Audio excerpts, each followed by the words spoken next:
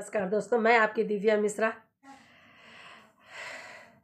भाग्य, लक, किस्मत, कोई भी नाम ले लीजिए, पर इसका निर्माण कैसे होता है, कौन इसके लिए जिम्मेदार है?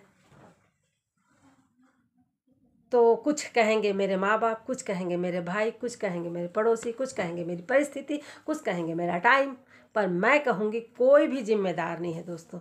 सब के लिए आप और मैं ही जिम्मेदार हूँ। अपने भाग्य को हम किस दिशा पे ले जा रहे हैं, इसके लिए कोई भी जिम्मेदार नहीं है, हम स्वयं जिम्मेदार हैं। और भाग्य को हम कैसे अच्छा बना सकते हैं, इसके लिए 3 चीज़ों पे हमें हमेशा ध्यान रखना चाहिए। एक तो जगह कि हम कहाँ पे बैठते हैं, दूसरा है हम कैसे लोगों के साथ बैठते हैं, और तीसरा है सही समय पे हम सही निर्णय लेके सही काम करते हैं या नहीं करते हैं।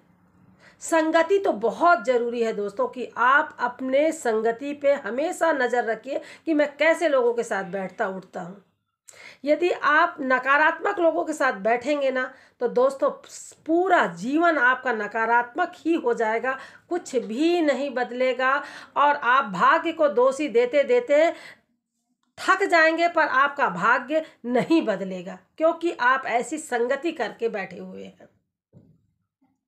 तो 3 चीज़ों को आपको हमेशा ध्यान रखना है यदि आप अपना भाग्य बदलना चाहते हैं। तो एक तो ये है कि आप किस जगह पे बैठते हैं, कैसे लोगों के साथ बैठते हैं, और सही समय पे सही निर्णय लेकर सही काम करते हैं या नहीं करते हैं।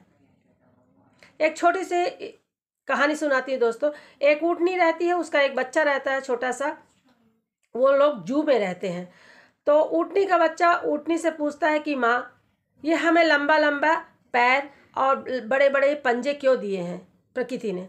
तो ऊँटनी कहती है कि हम रेगिस्तान के लिए बने हुए हैं और रेगिस्तान में हमें बहुत दूर दूर तक जाना रहता है, इसलिए हमें ईश्वर ने या प्रकृति ने हमें ये लंबे लंबे पैर और बड़े बड़े पंजे दिए हैं, क्योंकि हमें बहुत लंबी यात्रा तय करनी पड़ती है। उसके बेटे को ये बात समझ आती है और वो बोलता है ठीक है माँ, मैं आपकी बात को समझ गया।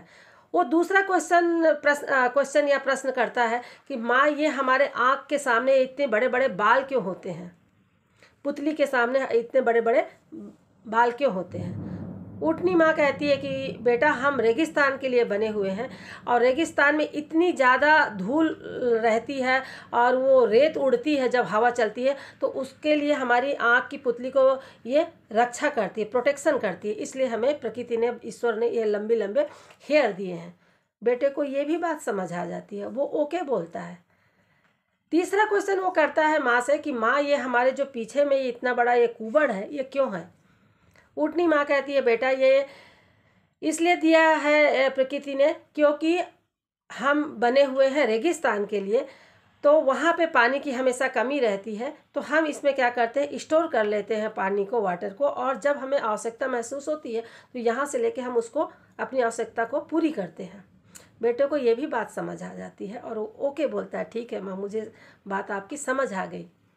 जब वो चौथा क्वेश्चन करता है ना, तो ऊँटनी निरुत्तर हो जाती है, उसके पास कोई उत्तर नहीं रहता कि वो अपने बच्चे को समझा सके। वो बोलता है माँ, जब हम रेगिस्तान के लिए बने हुए हैं तो हम इस जू में क्या कर रहे हैं? इस बात के लिए माँ के पास कोई उत्तर नहीं रहता है, वो निरुत्तर हो जाती है। तो मैं जो आपको बताई कि हमारा भाग्य यदि अच्छा है या गलत है, इसके लिए हमें 3 चीज़ों पे ध्यान रखना चाहिए कि हम संगति किसकी कर रहे हैं, किस जगह पे हैं, और यदि हमें वक्त मिलता है, टाइम मिलता है, अपॉर्चुनिटी मिलती है, अवसर मिलता है, तो हम उसका सही उपयोग करते हैं या नहीं करते हैं। तो ऊँटनी रेगिस्तान के लिए बनी हुई थी, परंतु वो पहुंच कहाँ गई? वहाँ पे जू में पहुंच गई। जू में तो सब अलग अलग तरह के एनिमल रहते हैं, तो उसको अपनी क्वालिटी का पता ही नहीं चलता कि मैं ऊँटनी हूँ और मैं रेगिस्तान के लिए बनी हुई हूँ। वो जगह ही उसके लिए नहीं थी, है ना।